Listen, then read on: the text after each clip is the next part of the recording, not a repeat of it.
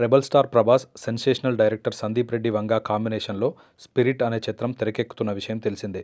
సందీప్ రెడ్డి వంగ ఈ సినిమాను చాలా ప్రతిష్టాత్మకంగా తీసుకున్నాడు. ఏకంగా అంతర్జాతీయ స్థాయిలో స్పిరిట్ను రూపొందిస్తున్నాడు. ఈ సినిమాలో ప్రభాస్కు జోడీగా బాలీవుడ్ స్టార్ హీరోయిన్ని దీపిక పదుకొనెని ఎంపిక చేశారు. అయితే అధికారికంగా ప్రకటించలేదు. తాజాగా ఈ చిత్రం నుంచి దీపికను తప్పించినట్లు తెలుస్తోంది.